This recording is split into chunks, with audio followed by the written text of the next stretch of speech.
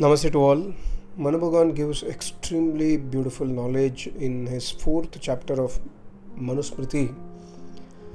Na akshipet. Akshipet means to make fun of. Manu Bhagavan says, Na akshipet. Don't make fun of these people. Number one, Hina anga. One who does not have all the angas in his body. That means one who is handicapped. Never make fun of those people who are handicapped. And further he says, Atirikta anga. Some people will have extra ang in their body. For example, somebody can have 6 fingers in their hands or 6 fingers in the legs, etc. Don't make fun of them. Then he says, Vidya hina. Don't make fun of those people who do not have knowledge. Either they don't have Vedic knowledge or they don't have even the common materialistic knowledge for living day-to-day life. Never make fun of these people. Then the fourth one is, Manu Bhagavan says, Vayodikan. Never make fun of elders, old people. Fifth one is, Rupa Dravya Vihinan. Never make fun of those people who do not look good, who appear ugly to your face, to your perception. Never make fun of those people. Somebody, is a dark fellow. People call him dark fellow. They try to make fun of him, etc. This is not acceptable from the eyes of Almighty God and Vedas. And lastly, Jati Hina. Never make fun of Jati Hina means in olden days there used to be punishment. Like if person has done a mistake, he and his family will be removed from the society. They cannot gather into any ceremonies, or they cannot come into any other discussions or parties or other gatherings. So he says, never make fun of those people who are separated from the jatis, who are separated from the society due to some punishment. See how far Manu Bhagavan has thought over millions of years ago. And this is even applicable today. Today also we must not make fun of those people who are handicapped, those people who have extra ang in their body, etc. etc. So it's applicable for all the times, but we must study the Manusmriti, the original text, or you must study the Vishuddha Manusmriti, which is published by Arya Samaj. Very, very beautiful knowledge.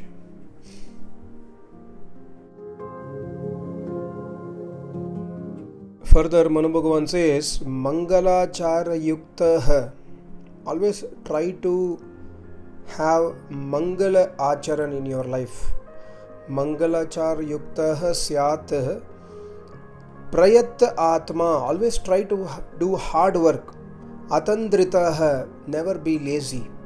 When you are not lazy, when you are always trying to do hard work, he says you will become Jita Indriya. You will automatically try to win over your senses. Otherwise, most of the time we will observe in our life, whenever we are lazy only, we fall prey to our mind and other senses. Otherwise, when we are extremely active, when we are extremely Purusharat, we will never commit any sins. We will try to, gain Brahmacharya whenever we are active, whenever we, abandon laziness.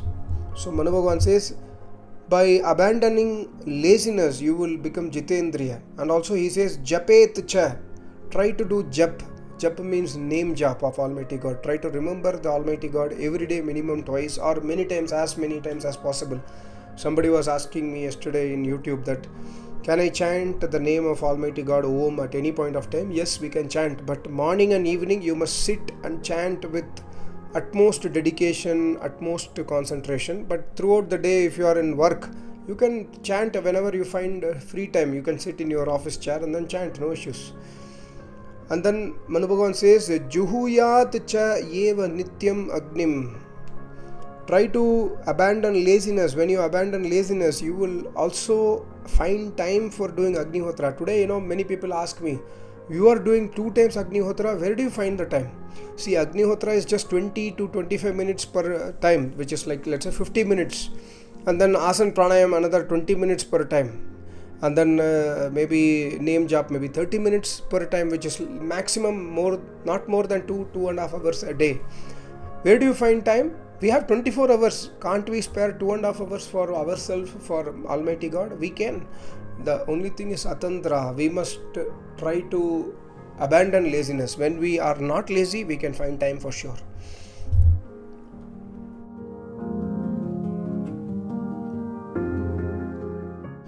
See, further Manu Bhagavan gives extremely beautiful knowledge. He says, Vedam eva abhyaso nityam yata kalam atandritaha. Yata kalam means, atandritaha means again by abandoning laziness. Yata kalam, in the early morning. Try to wake up early in the morning. Try to get out of the bed. At 4 o'clock, if you keep alarm also, many times what happens is we switch off the alarm and we sleep. He says try to overcome that laziness and then do Vedam eva abhyase nityam. Try to do nitya Veda abhyasam. Try to ponder upon the teachings of the Vedas. You have listened 1700 videos in my channel. Of course, not my knowledge, my Acharya's knowledge, my Acharya's notes, my Acharya's pravachans are there. More than 300 pravachans are there in my channel.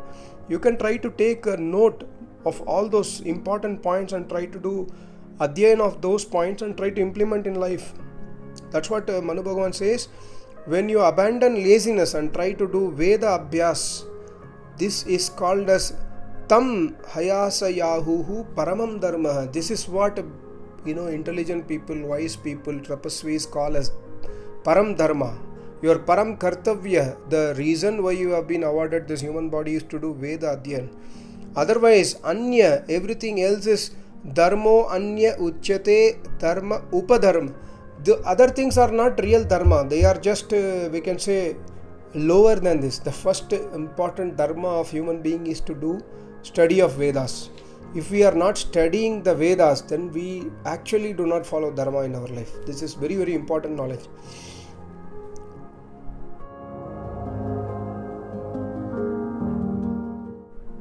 See, many people have this question to me that why can't we know the previous birth? Here Manu Bhagavan says, you can know about the previous birth. Porvi kim jatim smarati. You can understand who were you in the previous birth by following 4 things. Number 1, Veda abhyasena satatam. By doing everyday Veda abhyasam. That means adhyanam. Adhyan of Vedas, doing Acharya Seva, then going to places where Rishi Muni resides and listen Vedas. This is called as Veda Abhyasena Satatam. When you do Veda Abhyas, at one point of time you will understand who you were in the previous janmas. And then Shauchena Tapasa. Shauchena means by adopting Shauch in your life. Shauch means cleanliness. Cleanliness of mind, cleanliness of intellect, cleanliness of body. When you are extremely pure, when you do not do any kam, krodh, matlob, ahankar, you will become shauch, you will become extremely pure and clean. Then you can understand who you were in the previous janma. And further, tapasa, by tapasya. Tapasya means shrutam tapaha, listening Vedas. Swadhyaya tapaha, by doing swadhyaya, by doing ahutis in the burning fire, by acharya seva, by mata pita seva, etc., etc. By tapasya, you will understand who you were in your previous janma. And finally, adrohena cha bhutanam. That means by adopting complete non-violence. By adopting ahimsa in your life, you can understand who you were in your previous janmas. This is very closely linked to Patanjali Yoga Darshan also. Even Yoga Sutra speaks about very, very similar knowledge.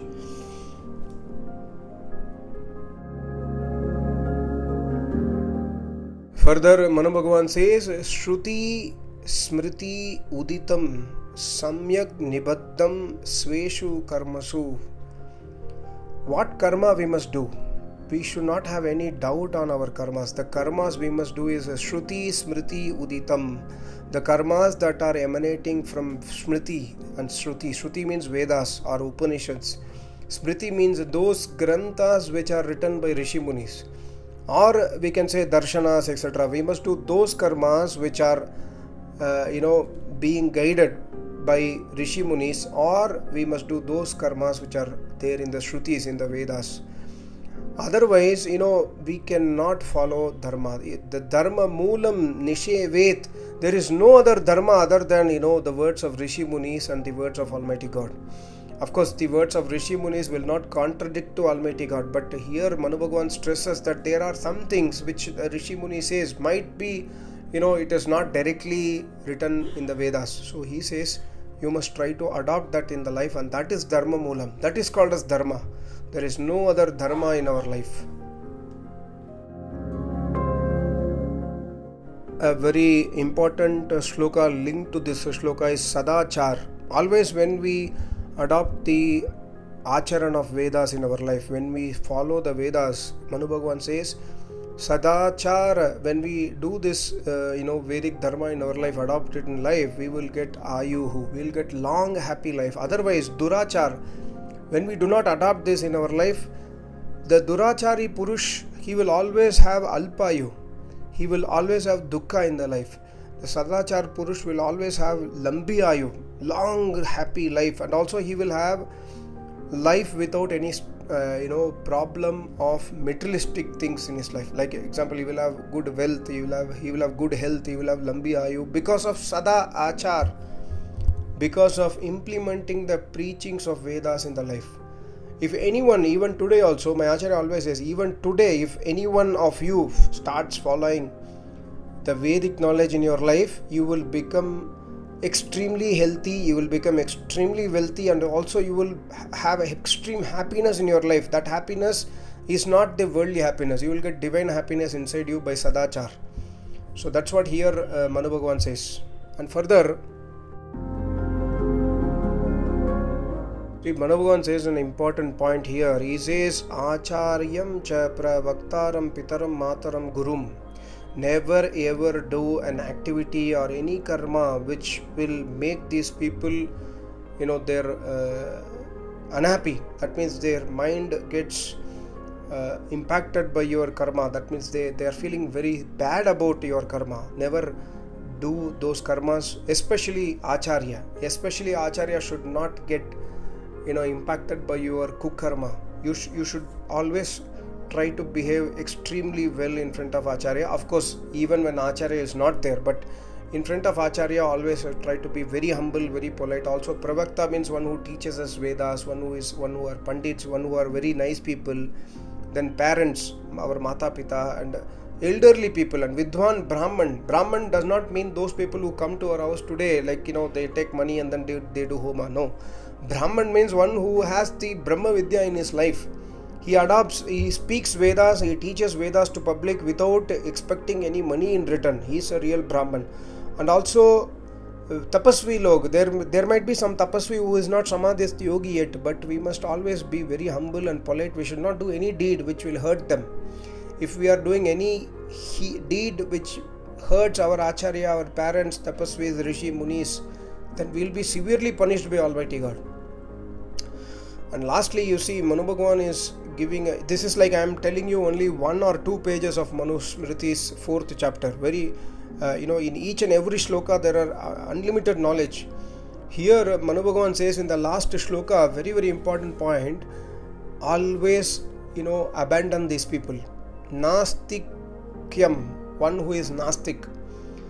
You should not have friendship with those people who are atheist people, who does not believe in Almighty God, number 1. Which Almighty God? That Almighty God who creates this universe. That Almighty God who emanates the knowledge of the Vedas. He is the only Almighty God. If anybody does not believe in this Almighty God or curses this kind of Almighty God, we must not have friendship with them. Number 1. Number 2 is Veda Nindakaha. Never have friendship with those people who curse our Vedas. Because Vedas emanate from that Almighty God. So, number 1 is Nastik, number 2 is Veda Nindaka, number 3 is Devatanam Kutsanam, one who actually do Ninda to Devata means Veda Vidwans, like our Acharya, Maharishi Dhananda Saraswati, Sri Krishna Maharaj, Sri Ram, Patanjali Rishi, or many other Rishi Munis. People, if they try to make fun of these people, never even say Namaste to them, never even look at their face. This is what Manu Bhagavan says. And further he says Dvaisham, never have friendship or never have high regards to those people who are haters. Dvaisham, Dvaish Bhavana. Like yesterday I made a video against our honorable Prime Minister Modi ji, not against him but against his speech about on a hate speech basically. So we must always try to be humble, and we must also always love everyone. We cannot hate anybody. If you hate anyone, God is watching you. Be careful. So that's what Manu Bhagavan says. Just tyag kar do. One who is a dveshi, just tyag kar do usko. And the 5th one is dambam. Dambam means one who is a pakand, one who is a let's say extreme superstitious fellow, or is a kind of mental fellow who believes in everything, dumb, pakand. Always try to abandon these people. And the sixth one is manam, one who has high ego, high pride, highest ahankar. Never have friendship with these people. And the seventh one is, he says, krodham, one who is extremely short tempered, always shouts at you in small things, always gets angry without any reason. Try to abandon this friendship. And lastly, taikshanyam means extremely cunning. If you know somebody is extremely cunning, never have friendship with him. It's like as if having friendship with a snake. Snake will definitely bite you. Similarly, don't have friendship with the taikshanyam people, the one who is extremely cunning. So we must see, this is written millions of years back, but still useful even today. That is the greatness of Manusmriti. So I try to explain 1 or 2 pages. I will try to explain more also going forward. I got the book from Arya Samaj in Hindi, the Vishuddha Manusmriti. It's really great book. Thank you so much. Namaste. Om.